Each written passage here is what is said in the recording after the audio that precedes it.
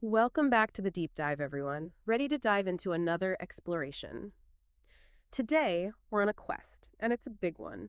We're talking about finding your path. Not just any path, though. Not another self help rabbit hole. We're talking about a path to genuine, lasting freedom from suffering. And look, if you're drawn to spiritual seeking at all, you know there's a whole buffet, a whole smorgasbord of teachings and practices out there, right? It can feel, honestly, downright overwhelming at times. That's where Bhikkhu Bodhi's The Four Noble Truths comes in handy. Now, if you haven't heard of him, Bodhi is this incredibly insightful Buddhist monk and scholar. But before you click away thinking, oh, this is about Buddhism, it's not about converting you to anything, think of it like this. Say you're about to hike through a really dense forest. You'd probably want a map, right? And not just any map, you'd want one made by a seasoned hiker who knows the terrain. That's what Bodhi's work is like. He's that seasoned hiker. He's presenting the Buddhist teachings in this really practical way. And it's not about dogma, it's about giving us a framework for understanding and actually overcoming suffering. And let's be real, who hasn't felt that yearning, that deep down desire for a way out of suffering, for Yeah. something more? See, Bodhi points out this trap, a really common one that so many of us fall into when we first start seeking. He calls it spiritual eclecticism. And it's tempting to fall into. It's that whole approach of like, ooh, I'll take a little mindfulness from here. And oh, that chanting thing sounds cool. Maybe I'll try that. And ooh, crystals. And you end up with this sort of spiritual smoothie, I guess you could call it. A little bit of this, a little bit of that, all mixed together. Have you ever felt pulled in a million directions like that? Bodhi has this great line. He says, eclecticism makes a comfortable halfway house. It is not comfortable as a final vehicle. Love that imagery. Because it's like trying to build a house, right? But you're using pieces you randomly grab from totally different blueprints. You might end up with something that looks interesting, sure, but is it actually going to stand the test of time? What are your thoughts on that? It is fascinating, isn't it? This desire we have to kind of sample everything. And I think it usually comes from a good place, don't you? It's that longing to connect with something real, something true and powerful deep within ourselves. But like Bodhi's saying, diving into a spiritual tradition, it isn't like dipping your toes in a little stream. It's more like navigating a river. You have to, follow its course, really understand its currents if you want to appreciate its depths. That's such a powerful image, and it makes me think about how easily we can get caught up in the excitement of new things, new practices, without actually, really committing to the journey. But then what happens when that initial excitement wears off? What happens when the newness fades and we're left feeling like, well, like we've only skimmed the surface? And that's the danger of eclecticism, right? It can leave us feeling fragmented, like we're always starting and stopping, never gaining any real momentum. It's like we're forever searching for that perfect combination of practices. But we might be missing something crucial. Those practices could be based on totally different understandings of what reality even is, of what it means to be truly free. So then how do we break free from this cycle of spiritual sampling? How do we find a path that truly resonates, I mean, really resonates, on a deeper level? A path that has the power to lead us to genuine liberation? Well, the good news is Bodhi offers us a solution. He gives us these criteria. They're like litmus tests, tools to evaluate the true potential of any spiritual path we might encounter. And again, it's not about dogma. It's not about blindly accepting anything. It's about asking ourselves some tough, honest questions. First, he says, the teaching has to offer an accurate diagnosis, like a doctor, right? It needs to clearly and completely portray the full spectrum of human suffering, and not just the obvious stuff. Next, we need some serious root cause analysis. It's not enough to just address the symptoms, like putting a band-aid on a deeper wound. The teaching needs to pinpoint the underlying causes, the why behind our struggles. And finally, and this is key, it has to offer an effective treatment. The path should provide us with practical tools and techniques, tools that actually get to the root of those causes and help us uproot them, not just, slap a temporary band-aid on them. Now, when most of us think of suffering, what comes to mind? The big things, right? Loss, illness, death, the hard stuff. But Bodhi wants us to go deeper.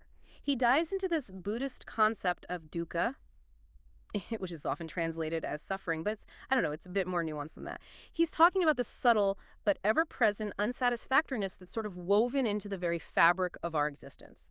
Let me give you an example. Think about that feeling you get when you finally buy that new phone. You've been wanting it, saving up, and you finally get your hands on it. You get that rush of excitement, right? But be honest, how long does it last? Before you know it, there's a newer model, a sleeker design, and the cycle begins all over again. So underneath that temporary high, underneath that rush, there's this deeper yearning, a longing for lasting fulfillment. That's dukkha. That subtle but persistent Feeling that something is missing, even when things seem good on the surface. Can you elaborate on that a little? It really is at the core of things, isn't it? That feeling that, is this all there is kind of thing. Even when, like you said, we're experiencing something that's supposed to be wonderful, that's dukkha. And you're right, recognizing that, really seeing it, it's crucial for understanding, well, pretty much the whole Buddhist approach to liberation.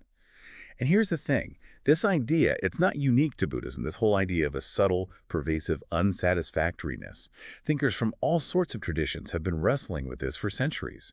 Existentialism, for example, it digs into those anxieties and uncertainties that's come with being human. Right, so it's not just us. It's not just that we haven't figured out how to be happy all the time. That's exactly it.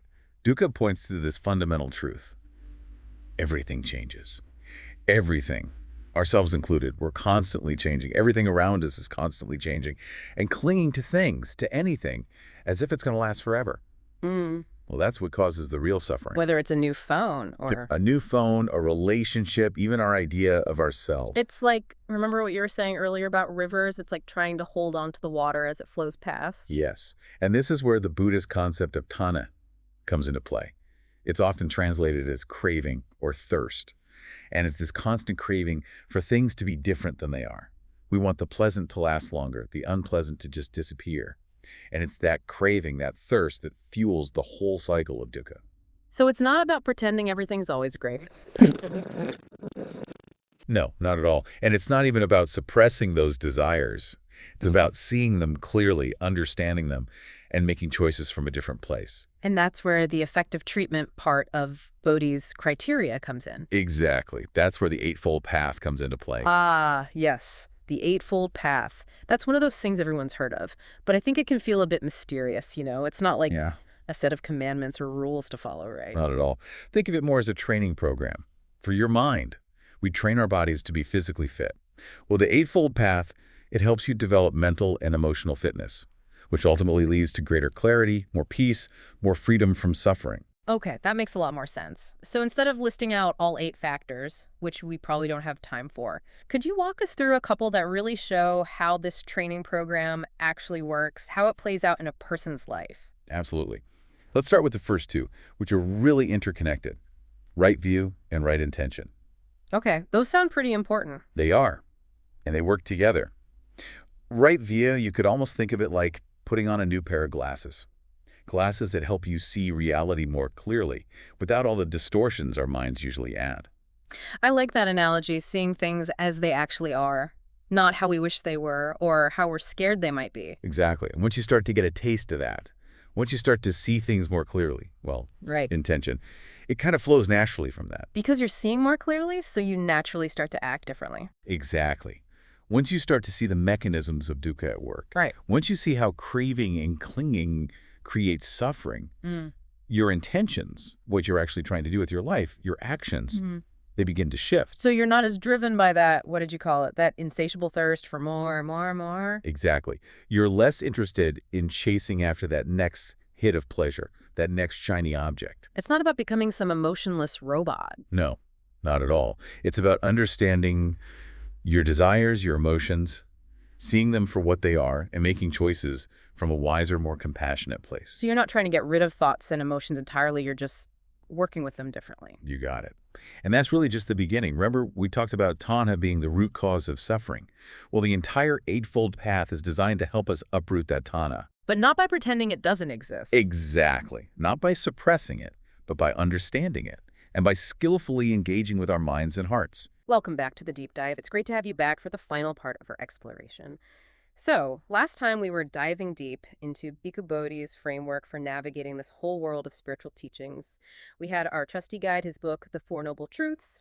We talked about that allure of spiritual eclecticism. Remember that. Take a little bit of this, a little bit of that approach. And we talked about why it's not always the best strategy if you're serious about, real transformation. And then we explored that concept of dukkha. Dukkha, that subtle but always present unsatisfactoriness that kind of lingers beneath the surface of things. Oh, how could I forget? We also started unpacking the Eightfold Path. Buddhism's, well, I guess you could call it a treatment for dukkha, focusing on those first 2 factors, right view and right intention, and how they can completely transform our relationship to suffering from the inside out. Okay, so using Bodhi's criteria, that whole accurate diagnosis, root cause analysis, and effective treatment framework, we've seen how the Buddhist teachings, they really hit those first 2 points. But the big question is, does the Eightfold Path itself hold up? Does it actually deliver on that promise of freedom? That's the million-dollar question, isn't it? Yeah. And based on, well, centuries of practice, not to mention Bodhi's analysis, I'd say the answer is a resounding yes. It's important to remember, the Eightfold Path isn't just some random to-do list. It's a carefully designed system, each element supporting and reinforcing the others. It's a mental training regimen, in a way. A mental gym for your mind. I like it. Exactly. And the goal of this training is to cultivate wisdom. And by wisdom, we're not talking about just book knowledge. We mean that clear, undistorted seeing that allows us to, start to loosen the grip of Tanha, that constant craving that keeps us stuck on that hamster wheel of suffering. So it's like we're training our minds to see through those illusions, the illusions that keep us trapped. Yes, like the illusion that we can find lasting happiness in external things, or the illusion of a separate, unchanging self. So how do the other factors, the ones we haven't gotten to yet, how do they contribute to this process of, I guess, waking up? Well, we've already covered right view and right intention. So let's look at the next three, which are right speech, right action, and right livelihood. They're often grouped together, and they form what's known as sila, which is usually translated as ethics or morality.